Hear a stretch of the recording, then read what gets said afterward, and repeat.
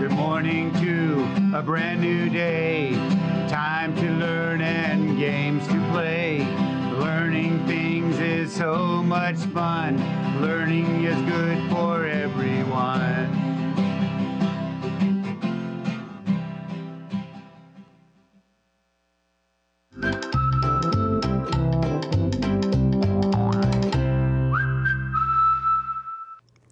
Oh, good morning, third grade. I'm trying to decide. I don't know which book to check out this weekend. I'm checking out, there are so many fun things right here on my Sora app.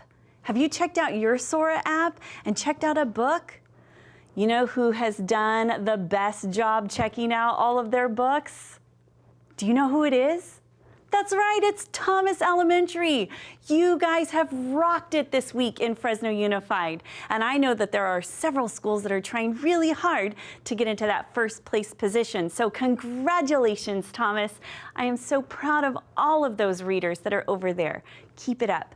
And boys and girls, check out that Sora app on your phone, your device. You can read so many different stories. It's really hard to choose which one I'm going to be reading this weekend. I'd love to hear from you. If you have a book that you would recommend for us to share on air, I'd love for you to write it down, maybe write a sentence or two, and then send it right here. If you send it to PBS, I'll say your name on air. How fun is that? And again, tell me a reason or two why your friends should check it out. I'd love to see it. All right, third grade, are we ready to start? It's Friday, yay! Okay, today I have 3 things that we're gonna go through. We're gonna look at our silent letters, we're gonna practice our possessive nouns, and then finally we're gonna finish up with some prefixes. Are you ready to start? Okay, let's look at those high frequency words and get our brains going, get those juices flowing, and make sure that we're thinking this morning.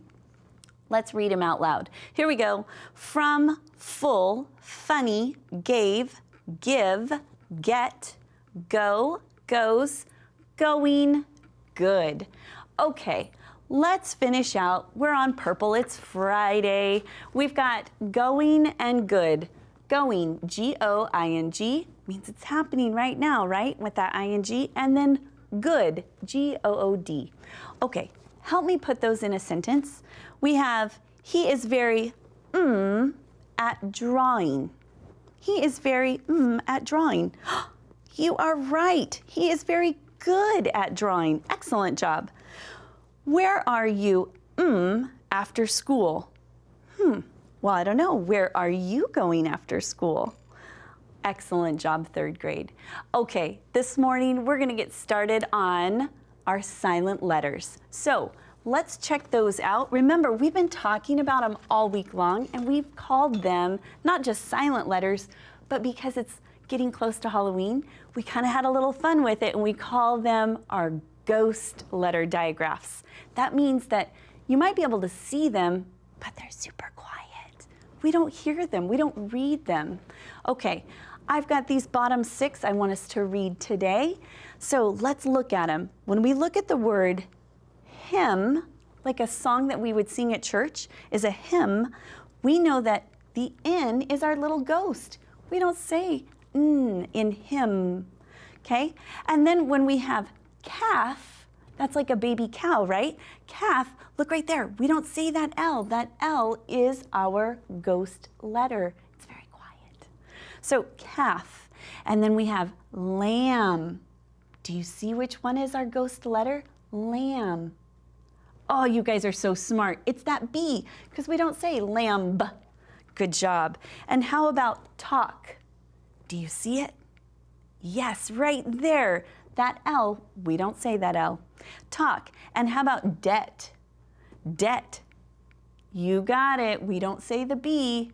And our last one is listen. Listen. Does that one even have a silent letter? It sure does.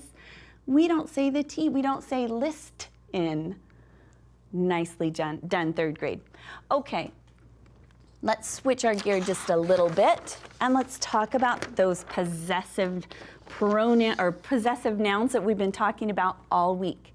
So possessive nouns show ownership. So when we're talking about a girl's book, we have to, as a writer, be able to show the reader that it belongs to the character, right? So what do? If it's a singular possessive noun, so singular meaning there's just one, then we can make it be a possessive noun by adding an apostrophe and an S. For example, a girl's book. Girl is a singular noun, and this tells us the book belongs to the girl. Now, it's a little bit different if we're talking about more than one. If we're talking about a plural possessive noun, then it's formed by adding only an apostrophe if the plural noun ends with S. For example, 2 girls' books. Because girls already has an S, all we do is we add the apostrophe. So 2 girls' books, that's what we're going to use to show ownership. And then finally, when our plural possessive noun does not end with an S, we need to add the apostrophe S to make it be a possessive plural noun. So children is plural. We didn't have to add an S to make it be plural. So the children's books says that these books all belong to all of the children. Okay, let's do a little bit of practice. So when I look here, singular means one, right? So we have man. Man's all by itself. So if I'm talking about that man's work, well, whose work am I talking about? The man. Now, how do I show ownership? That's right, I'm going to make it be possessive by adding an apostrophe S. So the man's work. Did you see how easy we were able to do that? Good job. Now let's look at our plural possessives. We have 2 different rules. Remember the plurals without S's and the plurals that end with S's. So people does not end with an S. It's already plural. So we can say the clothes that belong to the people, or we can say the people's clothes, and we simply add apostrophe S, the people's clothes. That tells us that it belongs to them. Now, if we have a whole lot of babies, maybe there's 2 of them, and they share a crib, we would say the baby's crib. But to show ownership, we have to remember, this is the one that's tricky, when it has the S, remember to put the apostrophe after that S. Okay, nicely done. Today, it's Friday. We're going to do something a little bit different. And today, I want us to read a story that uses some of those possessive nouns and some of the different ghost letters. You know what? Because it's a ghosty day, I'm going to get my little ghost out. Be my pointer today. So this one's called Baking Pies, and it has a ghost in the story. Ooh, so fun. All right, read with me big and loud. Here we go. Let's look for those ghost letters. I once heard a funny ghost story. The ghost in the story had a strange hobby. It liked to bake rhubarb pies.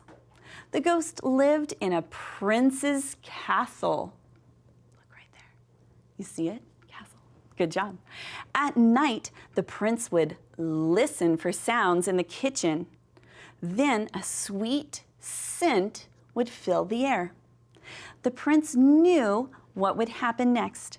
There would be a knock on his bedroom door. Then the ghost would snarl and try to frighten him. Next, the ghost would whistle a happy tune.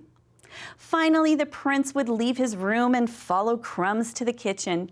There he would find 2 rhubarb pies. The pie's crusts were always burned, but the prince would eat half of one pie anyway. I doubt this story is true. What do you think?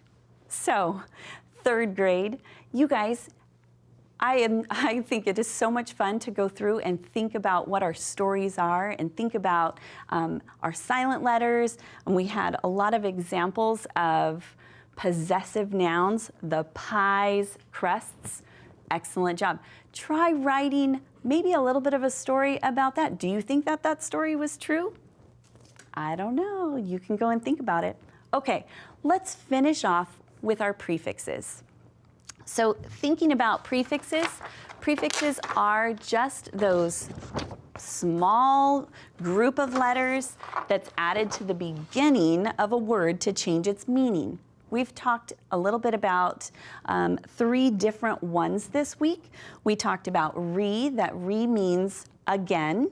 We talked about dis, and that dis means not.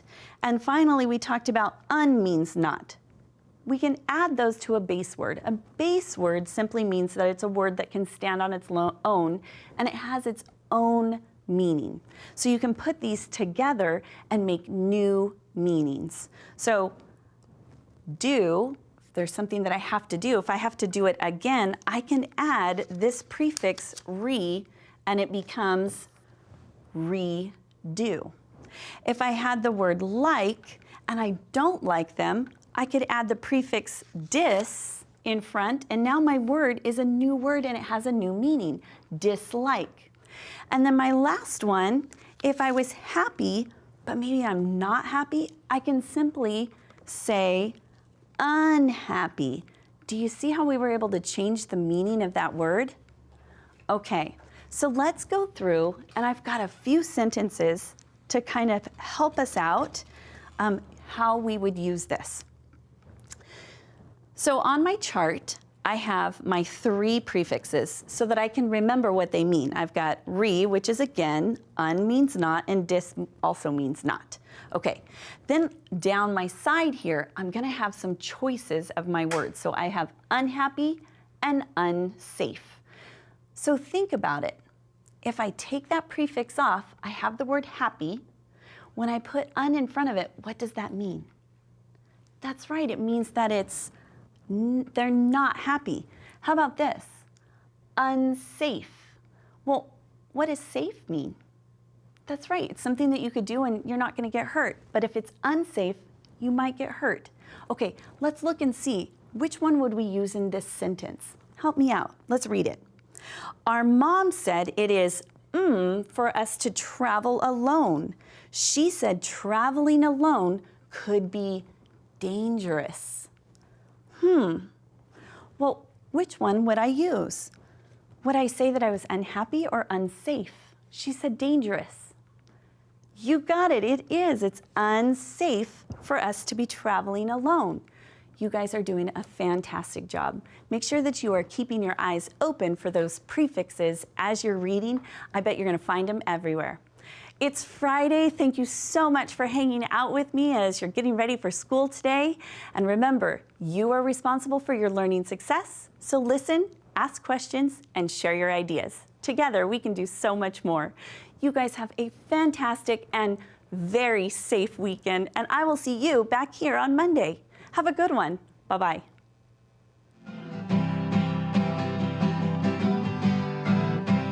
Good morning to a brand new day. Time to learn and games to play. Learning things is so much fun. Learning is good for everyone.